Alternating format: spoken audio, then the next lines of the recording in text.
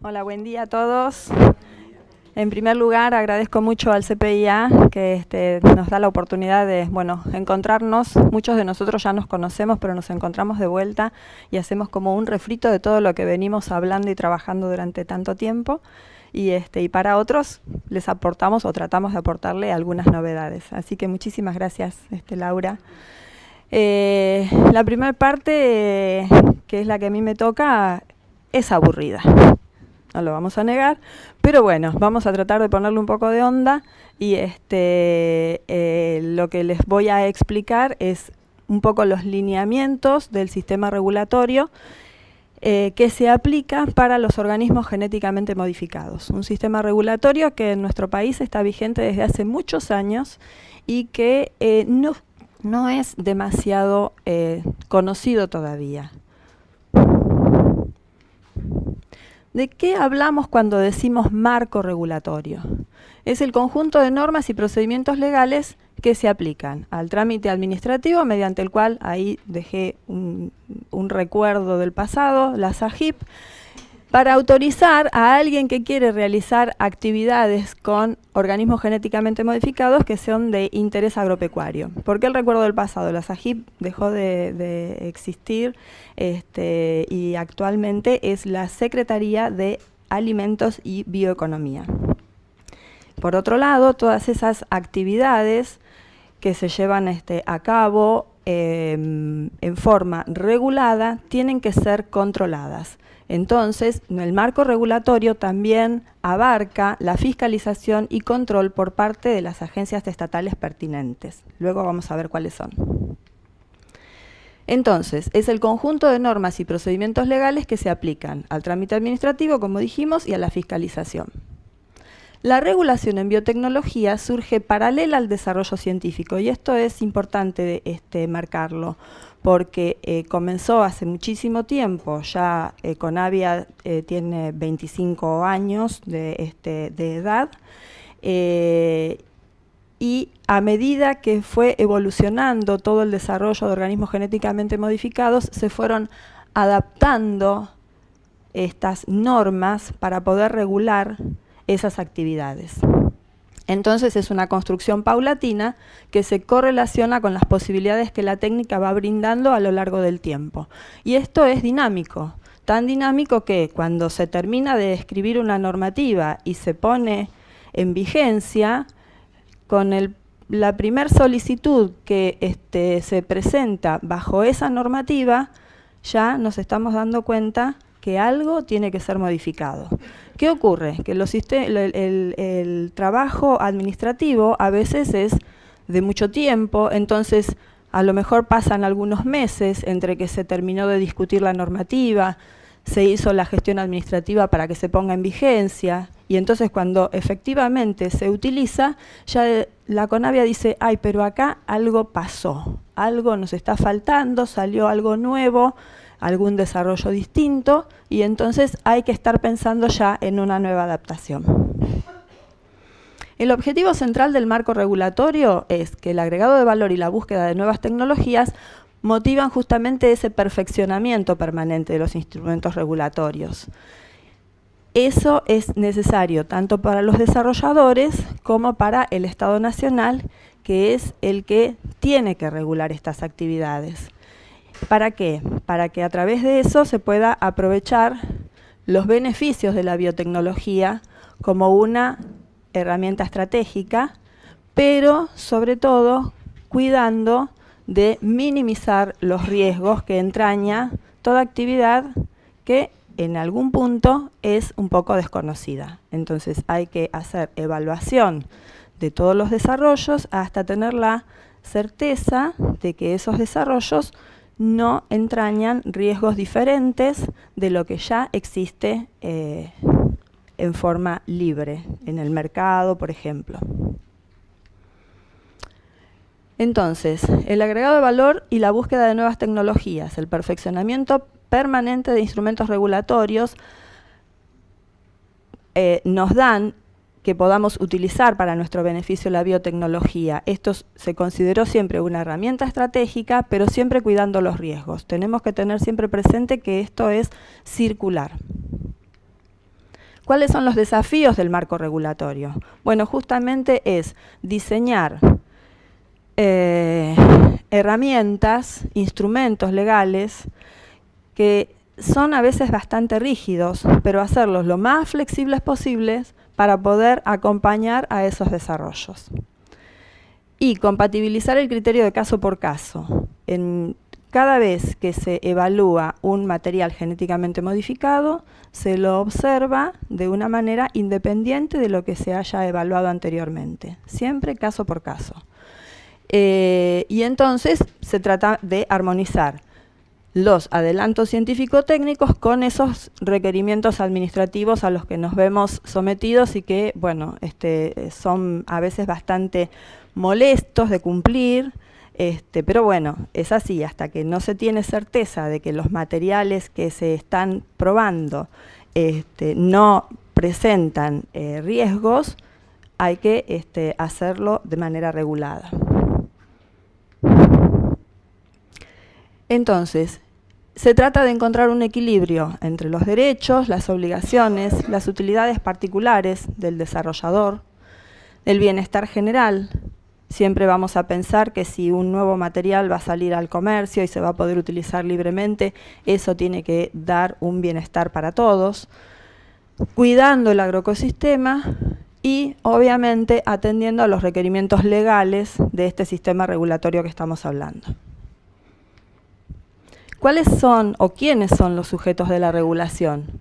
Instituciones y empresas privadas, instituciones mixtas, instituciones públicas. Todas tienen o están abarcadas bajo el mismo sistema. Por lo tanto, todos tienen que pedir autorización previa a la Secretaría de Alimentos y Bioeconomía con el mismo procedimiento, cumplir los mismos requisitos e identificar siempre a un responsable legal. ¿Cuál es la estructura de nuestro marco regulatorio? Hablamos siempre de normas generales aplicadas a la actividad de la administración pública, leyes, decretos, regulaciones generales. Ya eso existía. Con el advenimiento de los OBGM, lo que se hace es utilizar todo eso que ya teníamos como marco regulatorio general y a partir de allí comenzar a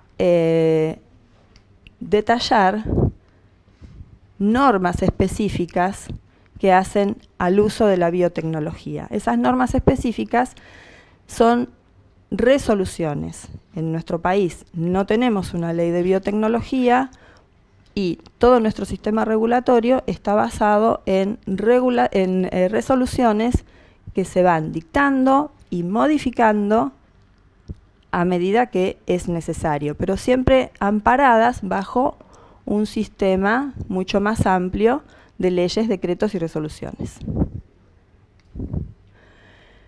Y ahora vamos más específicamente entonces a la regulación para OGM. Actualmente contamos con esta resolución ministerial marco, que es la resolución 763 del 2011, que sistematiza, sigue filtrándose la historia, autorización previa, lineamientos generales para experimentación con materiales genéticamente modificados, los requisitos para la aprobación comercial, los ámbitos de intervención y mecanismo de coordinación entre INASA y SENASA y también la actividad de la CONABIA. Puede llamar la atención que esta resolución sea del 2011 y entonces uno se pregunta, bueno, pero ¿y antes qué pasaba? Bueno, antes no teníamos esta resolución ministerial, pero existía de todos modos un marco regulatorio sólido que iba dando esas pautas. Con la creación del ministerio se entendió conveniente que se robusteciese el sistema con el dictado de esta resolución. Pero resoluciones siempre hubo, desde el año 92 tenemos resoluciones y en una próxima diapo lo vamos a ver. Y es esta. Como les decía, desde el año 92 tenemos la primera resolución, que es la resolución 656, todavía está vigente por muy poquito tiempo más porque ya está próxima a ser reemplazada por una nueva. De esta resolución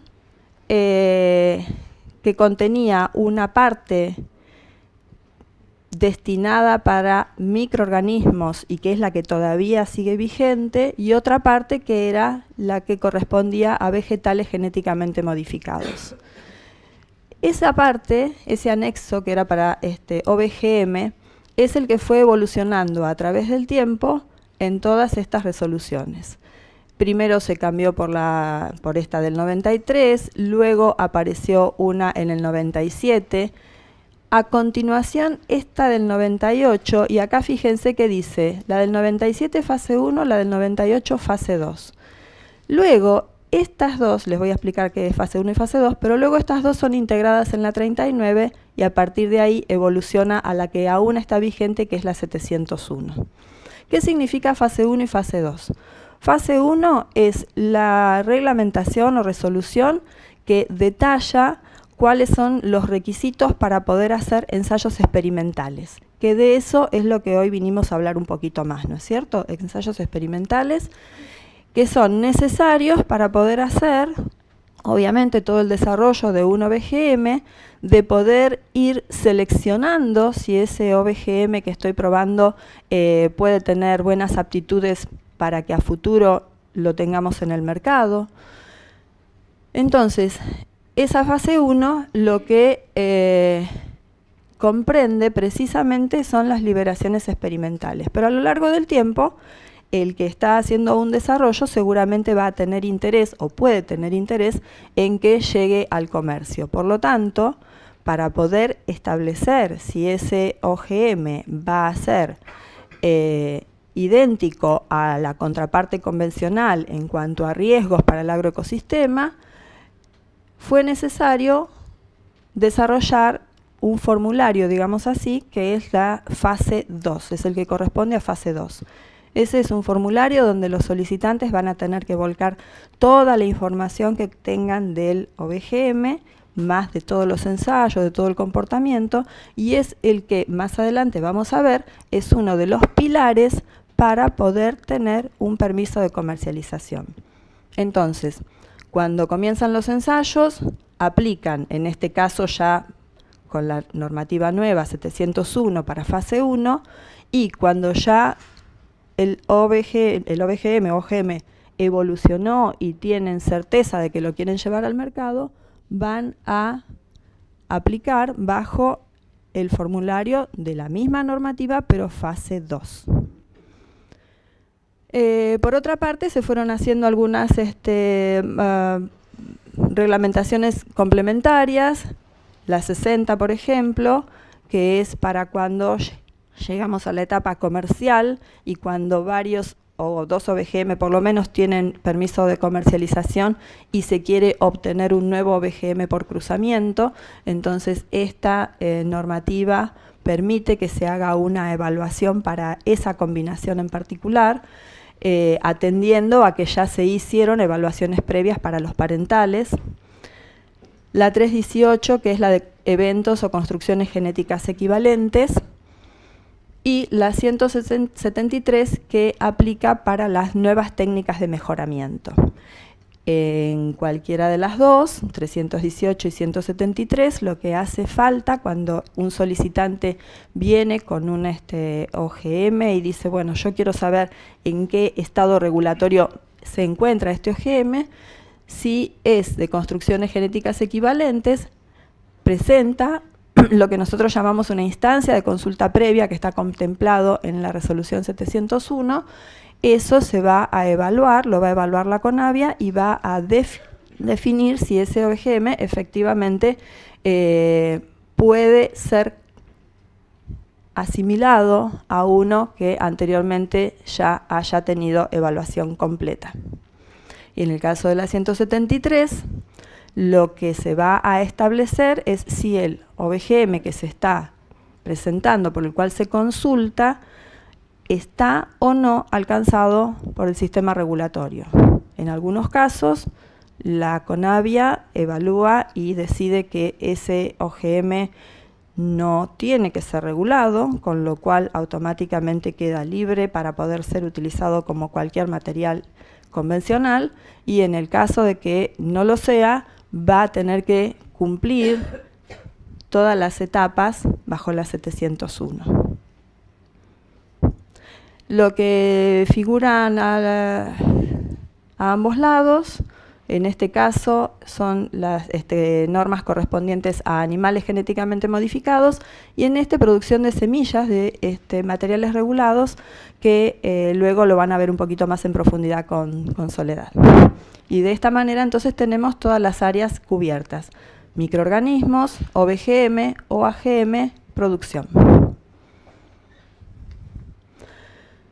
Normativas para la liberación de OVGM regulado. Entonces, como mencionamos, tenemos la 701 para liberaciones experimentales, fase 1 para hacer los ensayos, fase 2 como paso previo a la comercialización, la 17 que es producción de semilla y o biomasa con eventos regulados, y también vamos a mencionar un poquito las actividades en invernáculos de bioseguridad bajo la normativa 241.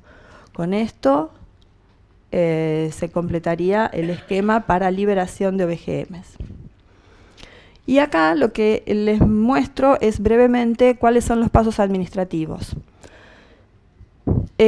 Cuando recibimos una solicitud, esa solicitud es evaluada por la CONAVIA con asistencia de la Dirección de Biotecnología. En realidad, la Dirección de Biotecnología hace lo que nosotros llamamos una preevaluación y pone a disposición de CONAVIA todos los detalles que puedan ser atinentes a esa solicitud, por ejemplo, datos faltantes, requerimientos, observaciones que haga falta hacerle al solicitante para que complete y efectivamente pueda hacerse la evaluación total. Una vez que la CONAVIA evalúa si da su acuerdo, si considera favorable y que es factible otorgar un permiso para lo que se solicita, comienza un circuito administrativo que lo hacemos dentro del Ministerio, preparando lo que nosotros llamamos expediente. Muchos de ustedes ya saben cómo se maneja, pero bueno, cada solicitud conforma un expediente. Para la administración pública, la forma, el lenguaje común, digamos, o que se aplica es un expediente.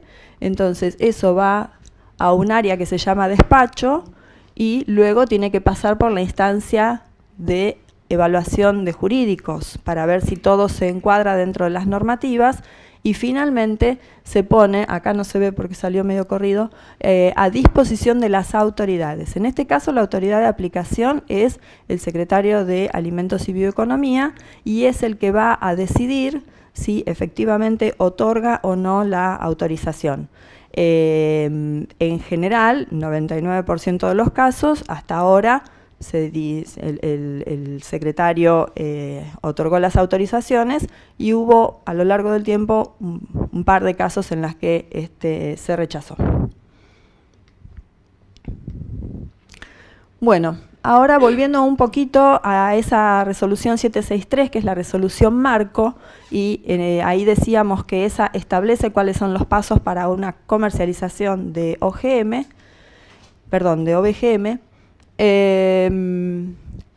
Vemos acá las instancias.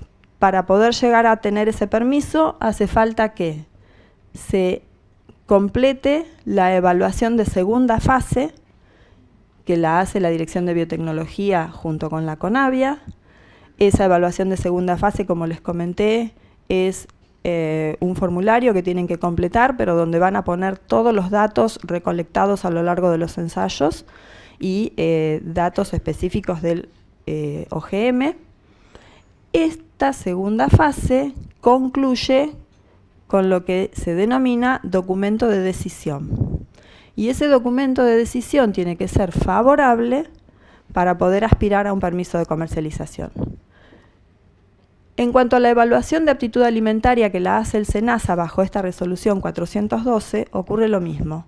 El solicitante va a presentar los dossiers con toda la información, el SENASA va a hacer la evaluación y también va a emitir un documento de decisión. En el caso de impactos en la producción y comercialización, se hace bajo la resolución 510 la hace la Subsecretaría de Mercados Agropecuarios y elaboran un dictamen técnico. Estas tres instancias tienen que ser favorables para poder encontrarse en condiciones de pedir un permiso de comercialización. No obstante, no siempre tener las tres instancias favorables quiere decir que se va a otorgar el permiso, porque eso es potestad de la autoridad de aplicación, o sea, del secretario. Pero sí tienen que tenerlos. No son vinculantes, pero tienen que ser favorables. Entonces, acá repetimos un poquito. Estas son las tres instancias de evaluación independientes. Y ahora vamos a hablar muy brevemente de qué es lo que hace la Dirección de Biotecnología. Actúa en el ámbito de la Secretaría de Alimentos y Bioeconomía del Ministerio, tiene a su cargo la evaluación de los aspectos de bioseguridad y actúa en el trámite administrativo para la autorización de las liberaciones y también ejerce la Secretaría Ejecutiva de la CONAVIA. En el caso de la CONAVIA, es una comisión que se creó en el año 91, brinda asesoramiento técnico-científico en temas específicos de biotecnología y bioseguridad, asesora en forma directa al secretario, que es el que va a tener que tomar las decisiones, pero muchas veces también recibe consultas de otra índole que no son exactamente para asesorar al secretario, pero bueno, recibe consultas de otros organismos, recibe consultas también a veces del exterior. Está constituida por instituciones miembros del sector público y del sector privado, tanto científico como académico. Esta comisión se reúne de manera periódica, evalúan los temas que se someten a su intervención, ya sean solicitudes, instancias de consulta previa u otros temas, y adopta decisiones preferentemente por consenso. ¿Qué ocurre? Bueno, a veces no hay consenso o no hay consenso al principio, pero después se sigue discutiendo hasta que se llega justamente a ese consenso o a la conformidad de todos sus miembros. En el caso del INASA y del SENASA, que también es son organismos que participan muy activamente del sistema regulatorio, tienen competencias generales de poder de policía sanitario y fitosanitario para la fiscalización de actividades con animales, con microorganismos, con vegetales, sean genéticamente modificados o no. Y también tienen las competencias delegadas específicas para el universo de los OGM. Quiere decir que lo que se buscó es que dentro de ese marco normativo general que ya existía, cuando se desarrolla el marco específico para OGM, puedan actuar también en esos casos. En cuanto al INASE, la coordinación de proyectos en biotecnología lleva al Registro Nacional de Operadores con Organismos Vegetales Genéticamente Modificados. La inscripción en este registro es una condición previa para poder solicitar una autorización para liberar un OVGM al medio agropecuario y también se ocupa de proteger el derecho de propiedad de las variedades vegetales a través del Registro Nacional de Cultivares. En el caso del SENASA, interviene en la fiscalización y control de las actividades con OGM, otorga la autorización fitosanitaria para la importación de materiales, para los ensayos y también para las producciones de semillas, y en su ámbito, en otra área del SENASA, funciona el Comité Técnico Asesor de Uso de OGM, que es el encargado de efectuar la evaluación de aptitud alimentaria humana y animal de los alimentos derivados de OGM. Entonces, en el SENASA hay dos áreas bien definidas. La que se ocupa de todo lo que es control e importación de materiales genéticamente modificados y la que corresponde a la evaluación que dijimos antes para aptitud alimentaria. La tercer pata para un permiso comercial dijimos que es la evaluación que hace la Subsecretaría de Mercados Agropecuarios. Depende de la Secretaría de Mercados Agroindustriales dentro del Ministerio, funciona y tiene a su cargo el análisis de los impactos de producción y comercialización que puedan derivarse de una autorización comercial. Muchas veces en nuestro país el desarrollo se completó, se presentó la fase 2, fue evaluada favorablemente, pasó por SENASA y el OGM también tiene un dictamen favorable de SENASA, pero puede que en mercados de exportación todavía ese material no esté evaluado, no esté aprobado, y eso genera o podría generar trabas a la exportación si no existiese esta instancia. Entonces, lo que hace esta Subsecretaría de Mercados es decir, atención, todavía tenemos algunos mercados que nos compran, que no tienen estos eventos, y si los tenemos nosotros en el mercado, nos podría provocar un perjuicio porque van a ser rechazados cuando lleguen a esos mercados. Por lo tanto, esta es una pata muy importante para nuestro país. No existe en muchos otros países, pero para nosotros, que somos netamente exportadores, sí es importante. De hecho, en muchas oportunidades los eventos han quedado, digamos que en stand-by por un tiempo hasta que se destraba en mercados mercados en el exterior.